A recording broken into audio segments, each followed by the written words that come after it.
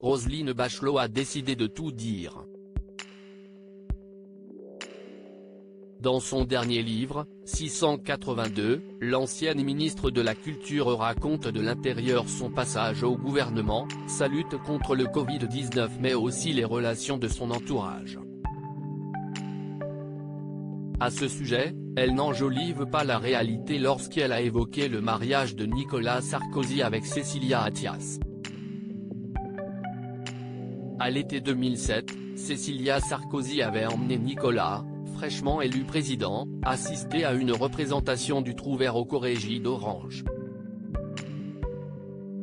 Très bon choix pour dépuceler un néophyte, s'est souvenue celle qui était alors ministre de la Santé et des Sports. Roselyne Bachelot se rappelle que cette soirée n'était pas du tout au goût de Nicolas Sarkozy qui n'a pas caché son agacement aux côtés de son épouse de l'épouse. Rien n'y faisait, le président n'arrêtait pas de regarder sa montre. Elle lui lança, « Vengeresse, la prochaine fois, on va voir Parsifal ». Il n'y eut pas de prochaine fois, raconte Roselyne Bachelot dans son dernier ouvrage. Quelques mois seulement après son arrivée à l'Élysée, en 2007, Nicolas Sarkozy a divorcé de Cécilia Attias qu'il avait épousée en 1996. Rétrospectivement, je comprends combien mon divorce, à peine élu, a pu déstabiliser les Français.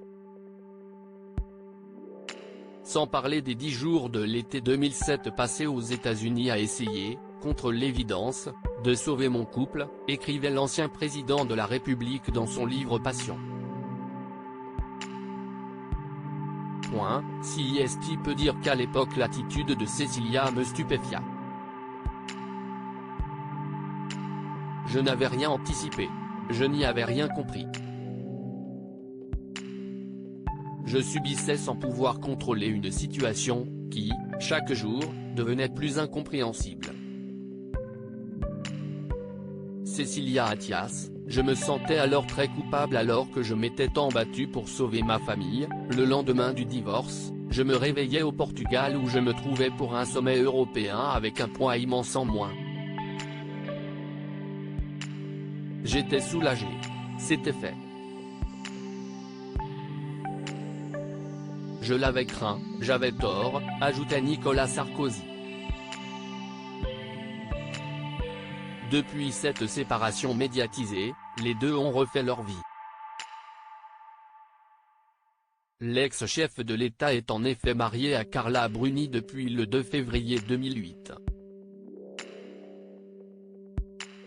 Ensemble, ils sont les heureux parents d'une petite Giulia qui fait leur bonheur. Quant à Cécilia Attias, elle a retrouvé l'amour dans les bras de Richard Attias, en mars 2008. Si est difficile d'être l'ex, affirmait-elle en 2013. Pour Richard Attias, mon mari, un publicitaire et homme d'affaires, note de la rédaction, ça a été encore plus dur. Je me sentais alors très coupable.